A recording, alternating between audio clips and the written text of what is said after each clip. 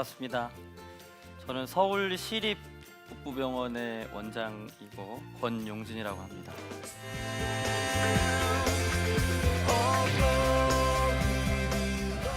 오늘 여러분과 함께 좀 낯선 주제를 갖고 얘기를 좀 하게 됐습니다.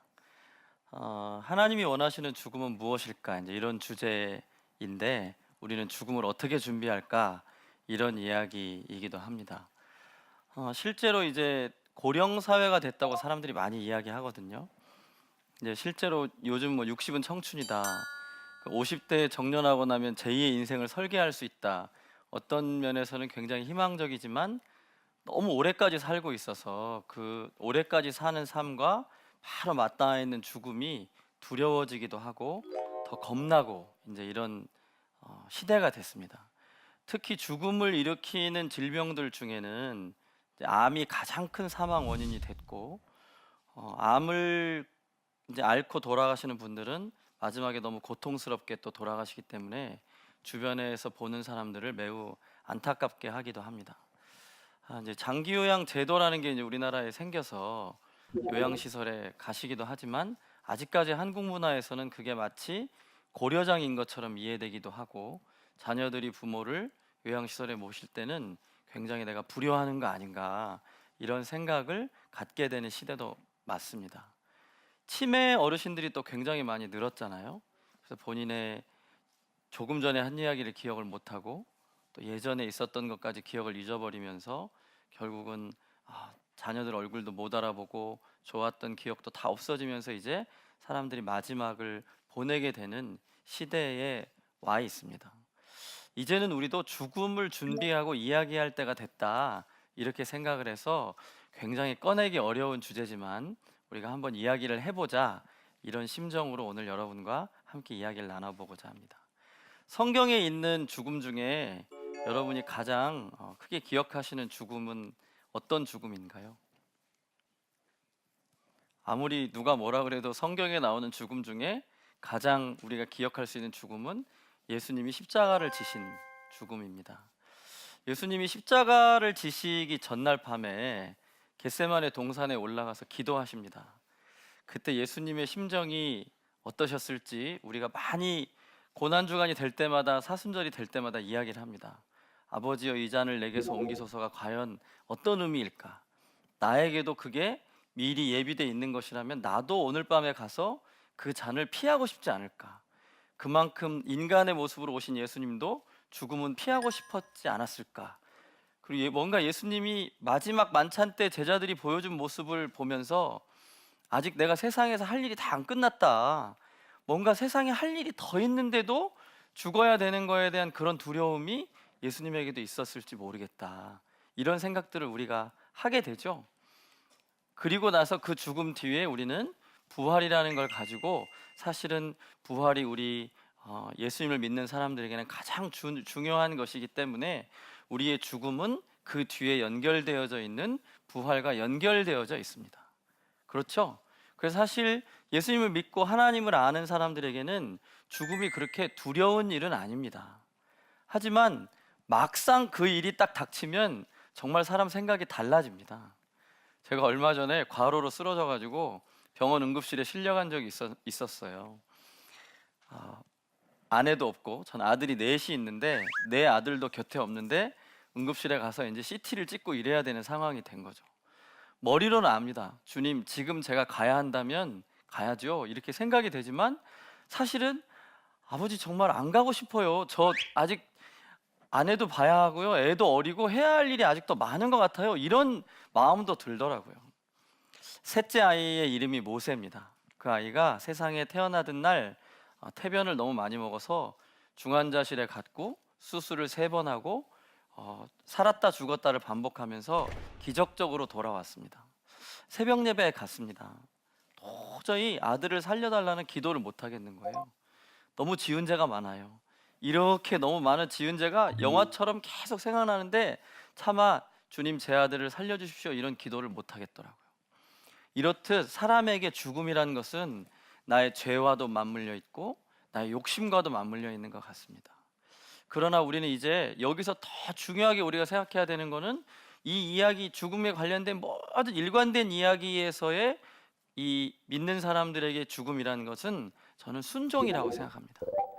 하나님이 부르실 때 가야 되겠잖아요. 하나님이 빨리 와라, 너 여지껏 많은 일을 했다, 이제 내 곁으로 와라 그러셨는데 싫어요 이렇게 얘기할 수는 없는 거고, 우리는 그 순간에도 하나님께 순종하면서 하나님의 곁으로 가야 합니다. 근데 저는 순종을 했어요. 하나님이 부르셔서 가겠습니다 그랬더니 저의 발목을 잡는 사람은 누구냐면 저의 아들이 아빠에게 인공호흡기를 끼워놓고 심장 마사지를 해가며 저를 다시 살리고 다시 살리고 한다면 어떤 게 하나님의 뜻일까요? 라는 게 오늘 제가 여러분께 드리고 싶은 질문입니다. 우리는 과학을 많이 발전시켜 왔습니다. 좋은 약도 만들었고 좋은 수술도 만들었고 많은 생명 연장의 기술들을 만들어서 지금 이 시대를 살고 있습니다. 그래서 많이 이렇게 사는 시간이 길어졌습니다. 이 길어졌는데 이 길어졌음에도 불구하고 우리가 이제 이 자기가 해야 할 일을 다 하고 하나님께로 가는 그 시간은 반드시 하나님이 정하신 것입니다. 우리가 정할 수 있는 게 아니죠. 그러니까 우리가 이렇게 모든 사람의 생명이 연장된 것도 저는 하나님의 도우심이라고 생각합니다. 우리가 건강하게 오래 살 수 있도록 하나님 많이 도와주셨다고 생각합니다. 그런데 정작 하나님이 너 이제 나한테 와라 이랬는데도 붙잡고 있는 것은 욕심이 아닐까, 이런 생각을 해보게 되는 것이죠. 자, 이제 우리는 예수님을 믿는 사람으로서 죽고 사는 문제는 하나님에게 속한 것이다라는 걸 모두 인정합니다. 그러면 어디까지는 우리가 결정을 할 수 있고 어디부터는 하나님께로 가는 게 맞나, 이걸 우리가 한번 생각을 해봐야 되겠죠. 그러니까 사람들이 많은 논의를 했습니다. 사람들이 많은 논의를 했는데 이런 결론에 도달했습니다. 어떤 결론에 도달했냐면, 원래 병원이라는 곳은 아픈 사람들을 먹여주고 재워주면서 치료해주고 집으로 돌려보내서 일상생활로 돌아갈 수 있도록 해주는 곳입니다. 그렇죠? 병원이 더 이상 해줄 게 없다라는 말은 과학과 기술을 동원해서 그 사람이 일상으로 돌아갈 수 있다, 또는 다시 생명을 찾아서 뭔가 가족들과 이야기도 나누고 또 새로운 생명을 얻고 회복할 수 있다, 이렇게 해주는 역할을 하는 것이 병원이고 의사가 하는 일입니다. 그렇죠? 근데 병원이 그렇게 하지 않고 하나님이 계속 널 이제 와라 이렇게 부르는데 생각도 없고 이제 더 이상 숨도 쉴 수 없고 심장도 멈췄는데 그거를 약을 줘서 심장을 뛰게 하고 인공호흡기를 끼워가지고 숨을 쉬게 하고 이렇게 유지를 하고 있다면 이것이 산 것인가요? 죽은 것인가요? 이게 이제 우리가 한 번쯤은 생각해 봐야 되는 문제라는 뜻입니다. 물론 이 제가 여러분께 말씀드리는 것은 안락사를 하자 이런 얘기를 드리는 것이 아닙니다. 우리에게 생명은 하나님께 속한 것이고 그것은 하나님이 결정하시는 대로 우리가 순종하는 것인데, 제가 여러분께 말씀드리는 것은 아무리 내가 순종을 하고 싶어도 약과 기계장치를 동원해서 내가 하나님께 불순종하도록 만드는 것에서 있어서만큼은 이제 우리가 그것을 거절할 수도 있어야 한다, 이런 의도로 말씀을 드리는 거예요. 무슨 말씀인지 잘 이해하시겠죠?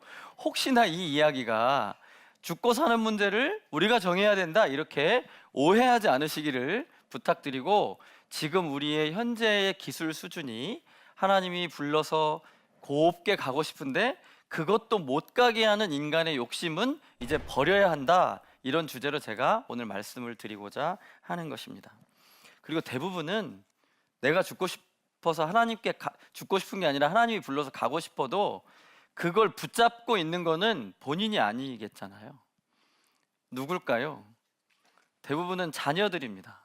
가족들 아니면 자녀들인데 우리 병원에도 호스피스 병동이 있습니다. 근데 굉장히 마음이 힘들 때가 있습니다. 어떤 때가 힘드냐면 사실 의식도 없고 숨도 못 쉬고 이제 다 돌아가셨어요. 근데 이제 보통의 병원에서 가족들이 올 때까지는 인공호흡기를 빼지 않겠습니다 이렇게 해서 몇 시간이라도 이렇게 유지를 하고 있는 경우가 있습니다. 근데 그거를 며칠씩 해달라고 하는 자녀들이 있어요.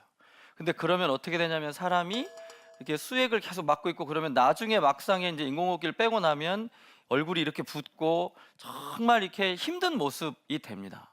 또 이제 이 심장이 멈췄을 때 심장 마사지를 하면 연세가 드신 분들은 갈비뼈가 거의 다 부러지고 다 멍들고 이제 이런 상황까지 가는데, 그거를 산 사람들이 본인들이 그거를 효도라고 생각하면서 우리 부모님에게 이걸 계속 놔주세요 이렇게 얘기하는 사람들을 보면 정말로 어떤 마음이 드냐면 가서 한 대 이렇게 때려주고 싶은 생각도 듭니다. 평소에 잘하지. 평소에 부모님 멀쩡하실 때 와서 자주 돌아보고 부모님께 효도하지. 이제 다 고통스럽게 이제 편안히 돌아가셔야 되는데 그 순간에 와가지고 약으로 생명을 유지해 달라고 갈비뼈가 부러져도 좋으니까 심장 마사지를 해달라고 그런 사람들을 보면 참 그 어르신 돌아가시는 분이 더 참 안타깝고 그러지 않았으면 좋겠다 이렇게 생각될 때가 종종 있습니다. 그래서 본인의 의사표시를 할 수 있도록 제도를 만들었습니다. 왜냐하면 나의 자녀든 누구든 내가 더 이상 이제 그 인공호흡기를 꼽는 것이나 강제로 심장을 뛰게 하는 것을 하지 않도록 해달라는 것을 본인이 미리 이렇게 적어 놓을 수 있도록 만든 것이 바로 제가 오늘 여러분에게 구체적으로 말씀드리는 사전의료의향서라는 것입니다. 사전의료의향서, 일종의 유언장 같은 겁니다. 일종의 유언장 같은 건데 유언장 중에 의료에 관한 부분을 특별히 이렇게 좀 만들어서 구체적으로 정해놓을 수 있도록 한 것을 사전의료의향서라고 합니다. 여러분 나눠드린 거를 한번 보시면 좋겠고, 방송을 보시는 분들은 인터넷에서 사전의료의향서 이렇게 찾아보시면 그 샘플이나 파일을 다운받아서 여러분이 쓰실 수 있습니다. 사전의료의향서를 한번 보겠습니다. 사전의료의향서를 어떻게 써야 하느냐, 그리고 이건 왜 만들어졌느냐, 지금 왜 만들어졌느냐는 제가 이렇게 좀 앞에 자세하게 설명을 드렸고, 우리 기독교인의 관점에서 볼 때 사전의료의향서는 내가 죽음을 선택하고자 하는 것이 아니라 하나님께 가는 것을 좀 더 순종하면서 갈 수 있도록 하는 그런 선택이다, 이런 의미로 제가 말씀을 드리는 거예요. 나 이제 가로 열고 이름을 쓰게 돼 있습니다. 나 누구는 명료한 정신 상태에서 직접 이 사전의료의향서를 작성합니다 라고 첫 줄에 돼 있습니다. 이게 굉장히 중요한 말입니다. 명료한 정신 상태, 내가 지금 멀쩡하다, 술 취하고 쓰는 게 아니다, 남이 강요해서 쓰는 게 아니다, 그게 직접이라고 써 있죠. 내가 명료한 정신 상태에서 직접 쓴다, 이게 첫 줄에 나와 있는 얘기고, 두 번째, 건강을 회복할 수 없는 상태가 되고 진단과 치료에 대하여 나 스스로 의사표시가 불가능해질 때 담당 의료진과 가족들이 이 사전의료의향서에 기록된 나의 뜻을 존중해 주기 바랍니다, 이렇게 써 있습니다. 그러니까 건강을 회복할 수 없다, 난 더 이상 이제 살아날 수 없다, 그리고 정신을 되찾을 수도 없다, 그렇게 돼서 내가 이미 내 의사결정을 못할 때 이걸 해달라. 그러니까 이미 전제 상태는 뭐예요? 이미 나는 의식을 잃었고 내가 물어봐서 대답을 못할 정도가 됐고 건강이 회복될 수 없는 상태가 됐다, 이런 겁니다. 이것에 대한 판단은 대부분의 경우에 2명 이상의 의사가 하도록 되어 있습니다. 이 사람이 회복될 수 없습니다라는 판단은 한 사람의 의사가 하는 게 아니고 2명 이상의 의사가 이 사람은 정말 회복될 수 없다, 이렇게 얘기할 때만이 비로소 이것이 발효된다, 이런 뜻입니다. 그리고 그 밑에 괄호 안에 보시면 더 중요한 얘기가 있습니다. 언제라도 이 사전의료의향서를 직접 변경하거나 처리할 수 있음을 알고 있습니다. 무슨 말씀인지 알겠죠? 이 사전의료의향서의 가장 중요한 거는 그 밑에 내용이지만 요 네 줄이 가장 중요합니다. 내가 명료한 의식 상태에서 직접 쓰고 있다, 그리고 내가 건강을 회복할 수 없을 때, 그리고 내가 의식이 없어져서 이것에 대한 결정 능력을 상실했을 때, 그때 내가 여기 적어놓은 대로 해달라, 이게 전제고 나는 언제든지 이거를 바꿀 수 있다는 걸 알고 있다. 그러니까 바꿀 수도 있지만 지금 나는 이렇게 쓰는 것이다, 이렇게 굉장히 조심스럽게 앞에 약속을 하면서 쓰고 있는 거예요. 아시겠죠? 자, 그러면 그 밑에를 한번 보시기 바랍니다. 그 밑에 보시면 언제 그러면 이런 게 적용이 되느냐, 언제 적용이 되냐면 다음과 같은 그 3가지 경우에만 적용이 됩니다. 3가지 경우. 첫 번째 경우에는 뇌 기능이 심각한 장애를 입었을 때, 이 뇌 기능이 심각한 장애라는 말은 옆에 설명해 보시면 뇌 기능이 심각하게 장애가 생겨서 숨 쉬는 것과 체온 유지하는 것과 이런 기본적인 신체 기능 유지가 불가능하고 단기간 내에 죽음을 맞이할 것이 가능성이 높은 것으로 의료진 2명 이상이 판단한 경우, 그러니까 굉장히 신중하게 얘기하고 있는 거죠. 그러니까 뇌 손상이 생겨서 의사가 2명 이상이 봤을 때도 이 사람이 살아날 가능성이 없다. 이미 기초적인 그 대사라든가 이런 게 다 망가져서 호흡이나 아니면 체온 유지가 불가능하다. 이렇게 판단됐을 때, 두 번째는 질병의 말기에서 질병이 진행돼서 말기로 건강 회복이 불가능하고 단시간에 죽을 가능성이 높다고 의료인 2명 이상이 판단했을 때. 그리고 세 번째는 노령으로 이제 고령이 돼서 마지막으로 죽을 때가 됐는데 똑같이 몸의 장기와 조직이 기능을 잃어서 살아날 수 없다고 2명 이상의 의료진이 판단했을 때 이때 적용을 해달라 이렇게 쓰는 건데, 이 중에서도 나는 뇌 기능은 찬성하는데 질병 말기는 찬성하지 않는다. 고령도 싫다 그러면 거기 그게 표시하게 돼 있어요. 나는 이 세 가지를 따로 결정할 수 있게 지금 해놨습니다.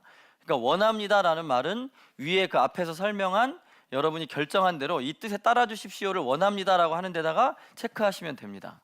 그러면 시기를 지금 말씀드렸고 어떤 걸 결정해야 되느냐, 제일 중요한 게 그 밑에 있는 무의미한 연명 치료의 거절입니다. 무의미한 연명 치료의 거절. 그러니까 제목이 딱 얘기를 해주고 있죠. 의미 없는 치료를 병원이 계속하는 것을 원하지 않는다. 그러니까 무의미하게 치료를 계속하지는 말아달라. 이거는 병원과 의료진이 이미 이 사람에게 할 만큼 했다는 거죠. 이 할 만큼 했다는 것을 조금 더 깊이 설명하면 우리 인간이 연구한 과학이 총동원돼서 이제 내가 내 삶을 회복할 수 있을 정도, 건강을 회복하기 위한 모든 노력은 다 해봤다 이거죠. 그러니까 과학적인 노력은 다 해봤는데 그 과학이 하나님한테 가는 거를 무의미하게 발목 잡고 있지는 말아달라. 이런 결정을 하자, 이런 뜻입니다. 자, 그 내용을 보시면 세 가지가 있습니다. 하나는 생명 유지 장치, 하나는 인위적인 영양 공급, 그다음에 완화 의료 치료 이렇게 돼 있는데, 이 완화 의료 치료는 해달라는 것입니다. 완화 의료 치료는 해달라는 것. 그러니까 무의미한 연명 치료를 거절하더라도 신체적, 정신적 고통을 줄이는 완화 의료를 원합니다. 이건 원한다는 거예요. 그러니까 이 예를 들면은 인공호흡기를 뗀다고 해서 바로 사람이 죽는 건 아니거든요. 무슨 말씀인지 알겠죠? 자, 그래서 완화 의료의 치료는 원한다. 하지만 그 위에 두 개는 본인이 선택해서 거절할 수 있다. 첫 번째는 생명 유지 장치. 생명 유지 장치에는 뭐가 있냐면은 강심제, 승합제, 이거는 심장에 쓰는 약입니다. 그러니까 사람이 심장이 멎으면 죽잖아요. 그 심장을 강제로 뛰게 하는 약, 이게 강심제, 승합제입니다. 제세동기가 전기 충격기를 말하는 거고, 인공호흡기는 다 아시는 것처럼 입으로 관을 꽂아서 강제로 숨을 쉬게 하는 장치입니다. 좀 더 여러분이 쉽게 이해할 수 있는 예를 하나 들어드리겠습니다. 예수님께서 십자가에 못 박혀서 돌아가셨습니다. 옆구리를 창에 찔리셔서 마지막 피 한 방울까지 다 떨어뜨렸다고 되어 있습니다. 그때 마지막 피 한 방울이 떨어지자마자 바로 십자가에서 내려가지고 체외순환기를 걸면 살릴 수 있었을지도 모릅니다. 무슨 말인지 아시겠죠? 예? 그러니까 지금 과학이 그만큼 발달해 있다, 그런 뜻입니다. 지금 과학이. 그래서 거의 피가 몸에서 많이 빠져나온 사람도 체외순환기를 연결해서 피를 밖에서 뿜어주고 돌려주면 살 수도 있다는 거죠. 물론 그 모든 장치가 5분 안에 다 돌아야지만 그렇게 되겠지만, 사실상은 불가능한 일이지만 좀 과장해서 표현하면 그렇게까지 해석할 수도 있을 정도로 과학이 발달돼 있다, 이렇게 말씀드리는 거예요. 자, 그 밑에 보시면 인위적인 영양 공급이 두 번째입니다. 사람이 사실은 먹어야 살 수 있잖아요. 다 이로 이렇게 씹어서 먹어야 살 수 있는데, 연세 드신 분들은 그래서 이제 옛날에 죽을 드셨죠. 그리고 미음을 드셨죠. 그 죽도 못 드시고 미음도 못 드시면 옛날엔 다 돌아가셨습니다. 요즘은 어떻게 해요? 코로 영양 공급을 하는 줄을 꼽아서 주사기에다가 영양분을 많이 포함한 죽도 아니고 미음도 아닌 영양식을 깡통 캔에 들어있는 거를 주사기로 위에다가 강제로 계속 집어넣어서 그분에게 영양 공급을 다 해줍니다. 그래서 영양 공급이 이제 그 관을 통해서 했는데도 잘 안 되면 혈관을 통해서 영양소를 집어넣는 치료도 있습니다. 이걸 인위적인 영양 공급이라고 합니다. 인위적인 영양 공급. 나는 이제 의식도 잃고 심장도 안 뛰고 인공호흡기를 떼면 인위적인 영양 공급도 안 받았으면 좋겠다. 내가 먹지도 못하는데 이제 관으로 넣다가 안 되니까 이제 혈관에까지 영양제를 끼고서 내가 이 하나님 곁으로 가는 것에 발목 잡혀서 살고 싶지 않다. 이 정도는 우리가 결정할 수 있겠다.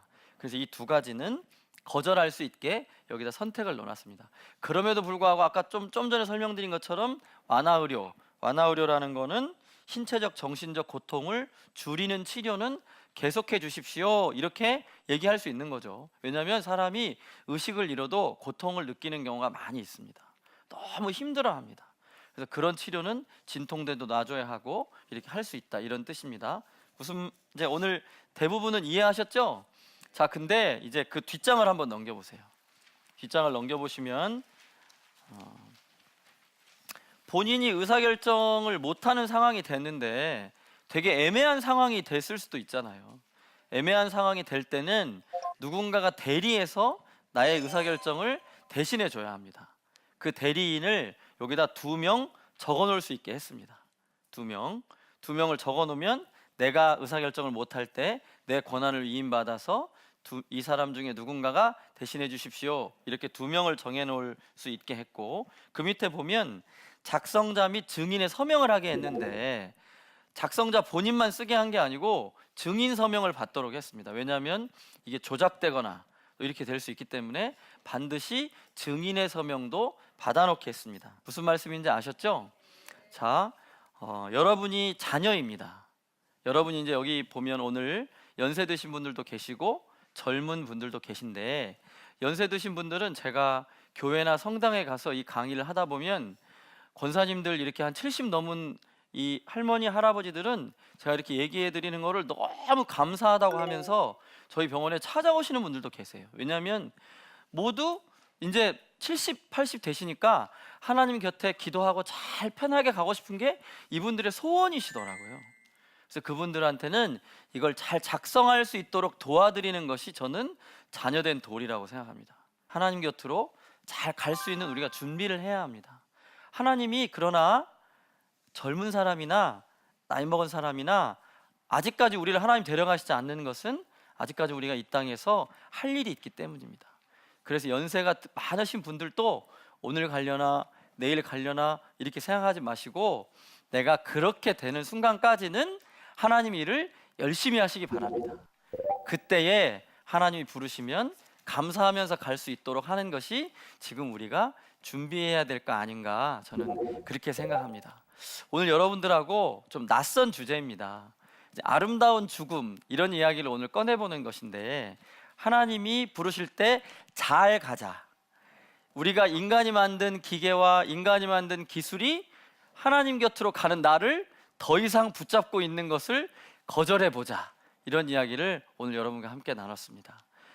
여러분, 어떻게 오늘 제가 여러분께 말씀드린 이야기가 도움이 되셨어요? 네. 아직까지는 우리나라가 이런 논의를 시작한 지 얼마 안 돼서 굉장히 낯설고 어려운 주제일 수 있고, 저도 이 분야에서 공부를 많이 한 사람이 아니고 신학자도 아니고 목사님도 아니기 때문에 좀 틀리게 해석했을 수도 있습니다. 하지만 저도 기도해보고 여러분한테 말씀드리는 것이니 여러분이 그렇게 이해해 주셨으면 좋겠고, 또 여러분에게 큰 도움이 되셨기를 바랍니다. 감사합니다.